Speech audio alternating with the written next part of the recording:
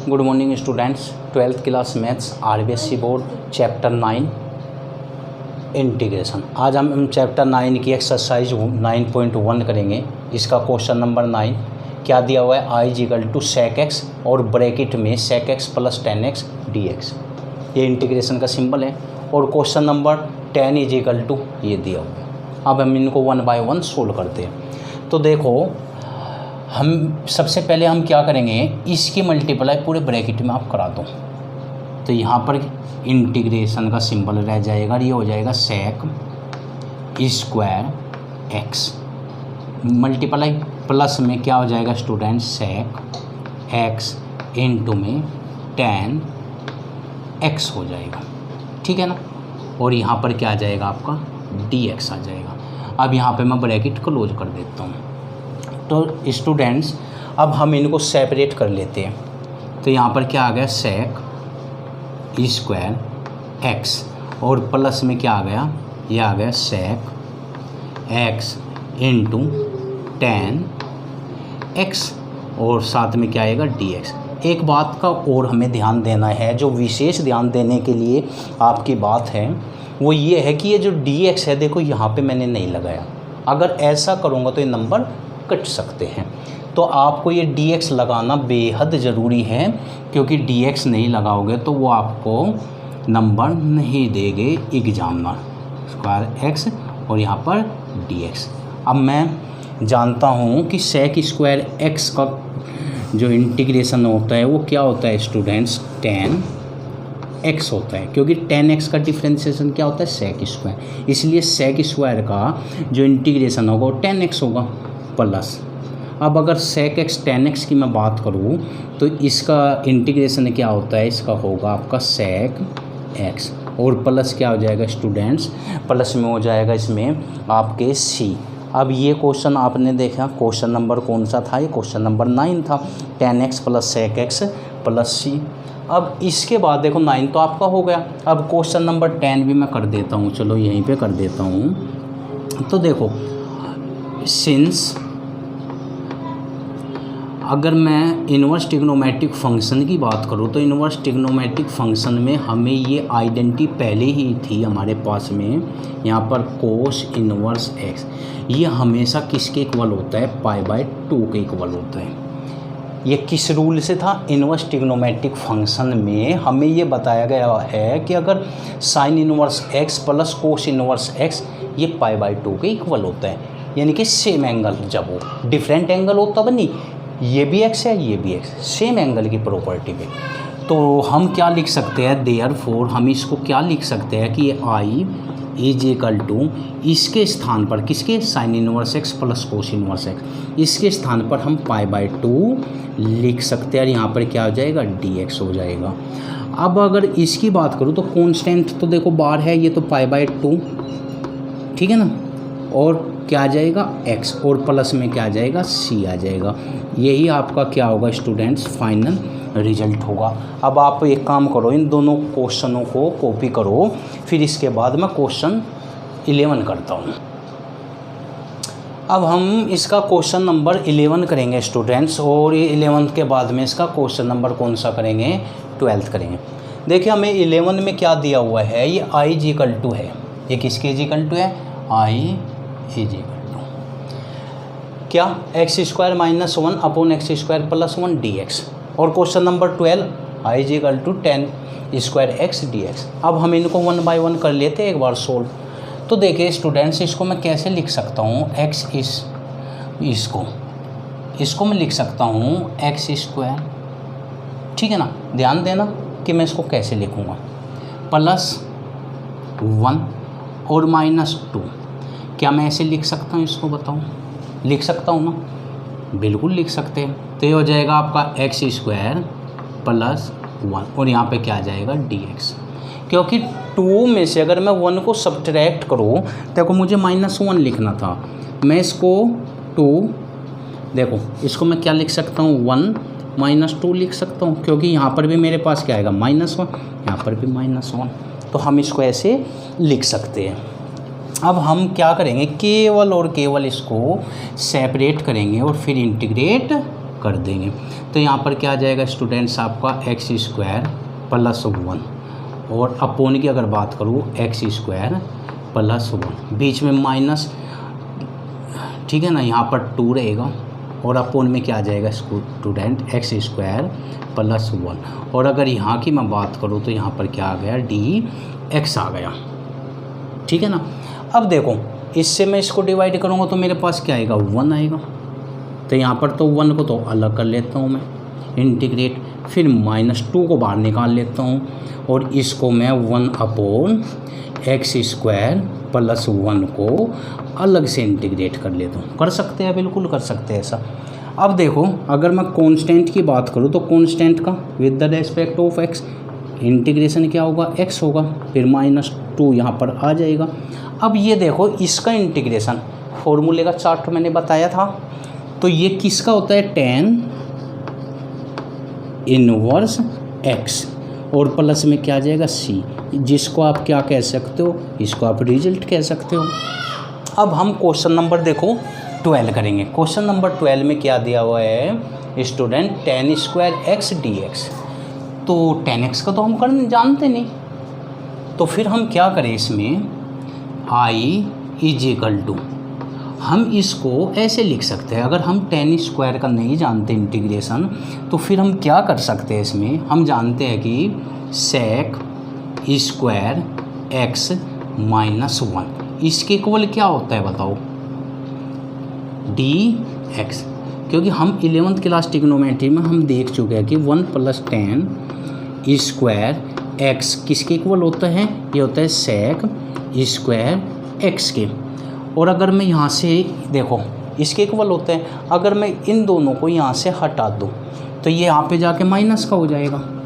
Means हम जहाँ पर भी आपका क्या दिया हुआ है tan स्क्वायर x दिया हुआ है वहाँ पर हम क्या रिप्लेस कर सकते हैं, sec स्क्वायर -1। अब sec स्क्वायर x का आप इंटीग्रेशन जानते हो, तो अब पहले तो आप इसको सेपरेट करो। ये हो गया क्या sec स्क्वायर x dx, इसका तो आप अलग से कर सकते हो, -1 का आप अलग से कर सकते हो ताकि जी पड़े आपको। अब sec का क्या होता है बताओ स्टूडेंट्स, sec का होता है tan x माइनस और कांस्टेंट का क्या होगा x और प्लस में क्या हो जाएगा c, जिसको आप फाइनल रिजल्ट कह सकते हो।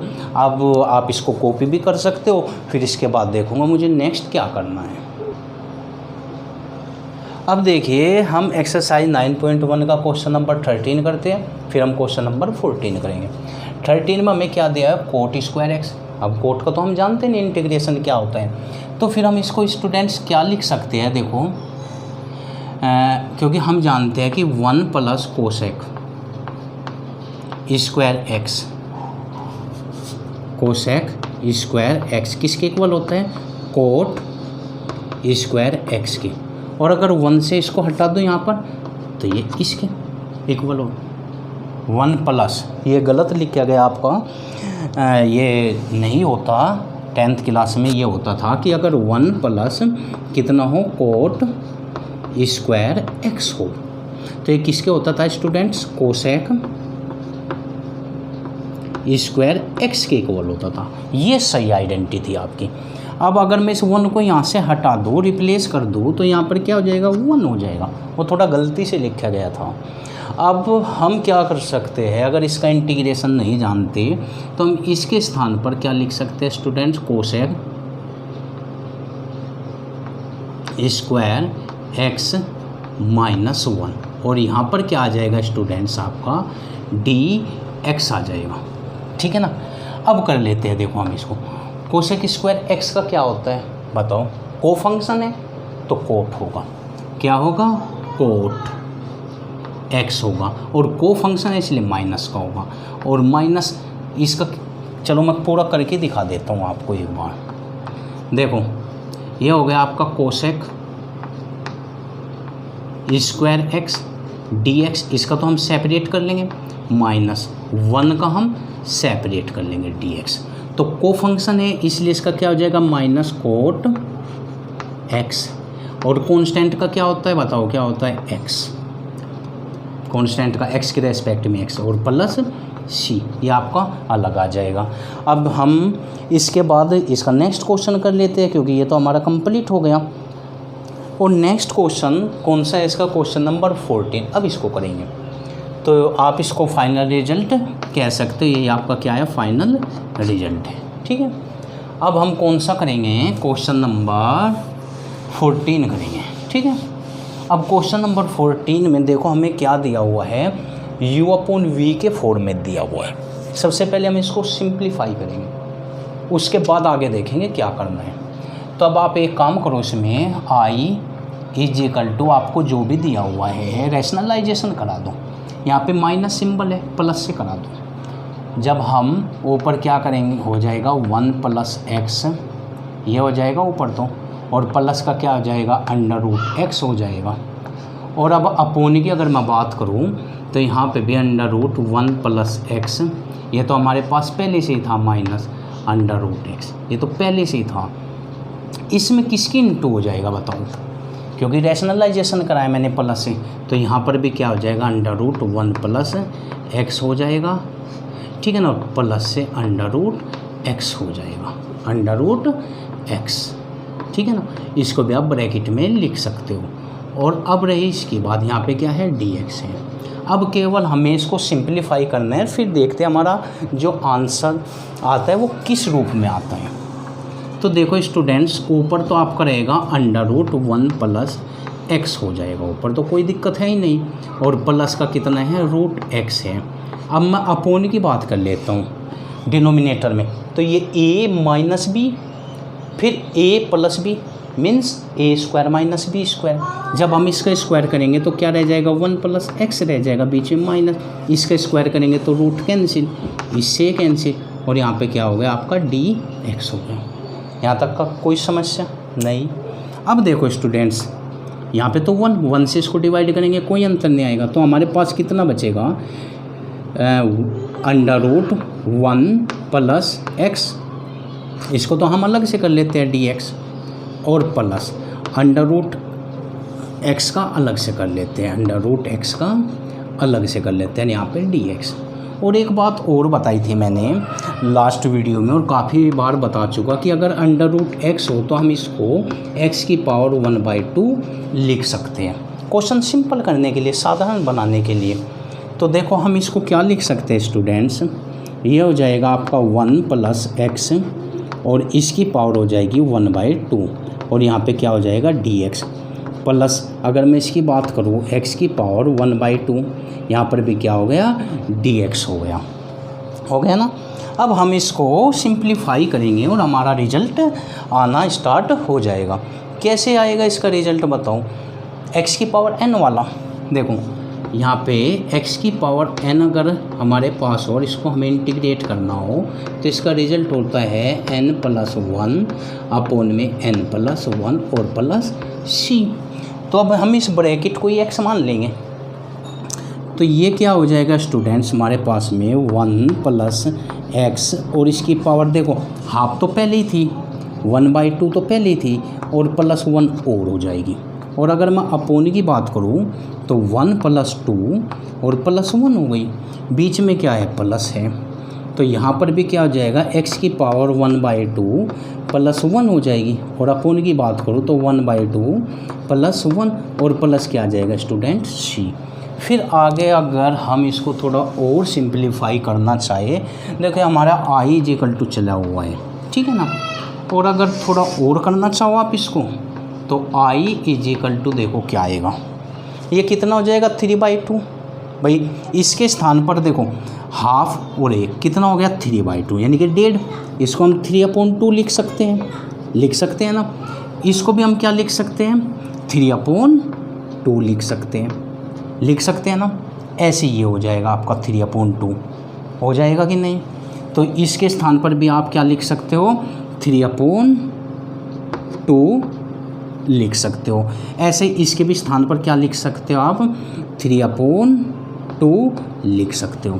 तो फाइनल रिजल्ट आपका देखो ये रेसिप्रोकल होकर ऊपर चले जाएगा, तो आपको क्या मिलेगा, 2/3 और ब्रैकेट में 1 + x, और इसकी पावर कितना, 3/2, और बीच में प्लस आ गया फिर आपका।